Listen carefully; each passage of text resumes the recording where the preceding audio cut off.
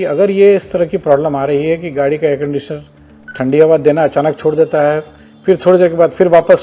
ठंडी हवा आनी स्टार्ट हो जाती है, फिर बंद हो जाता है, फिर स्टार्ट हो जाती है, अगर इस तरह का कोई कैरेक्टरिस्टिक आपको देख रहे हैं या इस तरह का कोई अगर आप ऐसा कुछ ऑब्जर्व कर रहे हैं, तो मूलतः या तो इंजन जो थोड़ा ज़्यादा गर्म हो रहा है या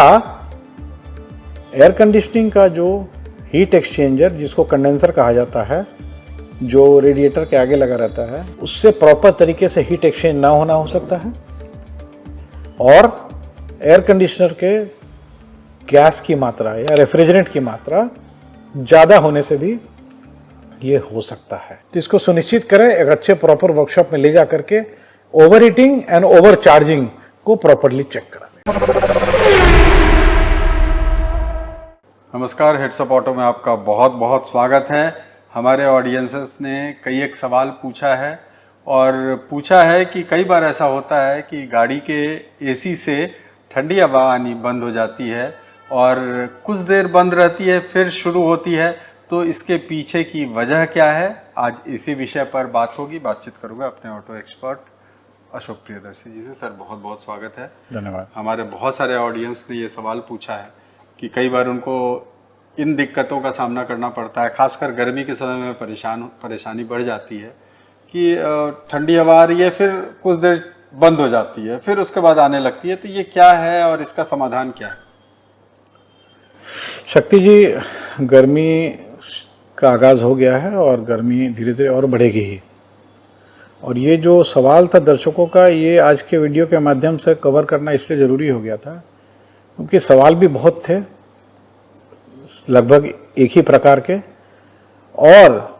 काफ़ी सारी गाड़ियां ये प्रॉब्लम को रिपोर्ट करती हैं। गर्मी जैसे जैसे बढ़ती हैं वर्कशॉप्स में बहुत ज़्यादा, वहाँ ये भी पाया गया कि लॉजिकली कम वर्कशॉप्स हैं जो उसको डायग्नोज कर पाती हैं, और यूज़र को या कार ओनर को मल्टीपल विजिट्स वर्कशॉप्स में करनी पड़ती है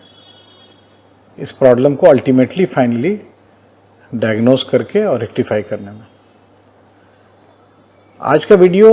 एकदम स्पेसिफिक है। गाड़ी जो बाहर में गर्मी बढ़ती है, जो हमारा वातावरण है वो जो बहुत ज़्यादा गर्मी जब बढ़ जाती है वातावरण में, हाई टेम्परेचर, डे टेम्परेचर बहुत ज़्यादा हो जाता है, तब ये देखा गया है कि ये प्रॉब्लम थोड़ा सा फ्रीक्वेंटली आने लगती है। क्योंकि जब 40, 42, 43, 44 डिग्री टेम्परेचर होता है तो एयर कंडीशनिंग सिस्टम या कार का जो इंजन कूलिंग सिस्टम है उसमें थोड़ी भी त्रुटि रहती है और गाड़ी थोड़ी पुरानी हो जाती है, तो इस सीवियर टेम्परेचर को वो कंट्रोल नहीं कर पाती है और उसके चलते एयर कंडीशनिंग खासकर मेल फंक्शन करता है। इंजन भी ओवरहीट करता है but air conditioning system malfunction करता है। तो अगर आपकी गाड़ी जब आप स्टार्ट करते हैं और एसी ऑन करते हैं तो कुछ दूर ठीक चलता है, और कुछ दूर के बाद खासकर अगर टेम्परेचर ज़्यादा हुआ दिन में और एयर कंडीशनिंग से अचानक ठंडी हवा आनी बंद हो गई और फिर थोड़ी देर के बाद स्टार्ट हो गई, फिर बंद हो गई और फिर स्टार्ट हो गई ठंडी हवा आना, तो आप समझ जाएं कि इसमें दो ही समस्या हो सकती है मूलतः। एक, या तो इंजन थोड़ा आपका जो भी स्पेसिफाइड जो उसका टेम्परेचर है उससे इंजन का टेम्परेचर ज़्यादा जा रहा है, तो as a safety measure systems का जो एक इंजन मैनेजमेंट सिस्टम है वो डिज़ाइंड है कि टेम्परेचर अगर बढ़ेगा तो एयर कंडीशनर का लोड को तुरंत वो डिस्कनेक्ट करके और इंजन पे स्ट्रेन को कम करता है। तो जैसा हमने आपको बताया कि अगर ये इस तरह की प्रॉब्लम आ रही है कि गाड़ी का एयर कंडीशनर ठंडी हवा देना अचानक छोड़ देता है, फिर थोड़ी देर के बाद फिर वापस ठंडी हवा आनी स्टार्ट हो जाती है, फिर बंद हो जाता है, फिर स्टार्ट हो जाती है, अगर इस तरह का कोई कैरेक्टरिस्टिक आपको देख रहे हैं या इस तरह का कोई अगर आप ऐसा कुछ ऑब्जर्व कर रहे हैं, तो मूलतः या तो इंजन जो थोड़ा ज़्यादा गर्म हो रहा है या एयर कंडीशनिंग का जो हीट एक्सचेंजर जिसको कंडेंसर कहा जाता है, जो रेडिएटर के आगे लगा रहता है, उससे प्रॉपर तरीके से हीट एक्सचेंज ना होना हो सकता है, और एयर कंडीशनर के गैस की मात्रा या रेफ्रिजरेंट की मात्रा ज़्यादा होने से भी ये हो सकता है। कैसे उसको रेक्टिफाई किया जाएगा ये हम लोग दूसरे वीडियो में कवर करेंगे। पर मूलतः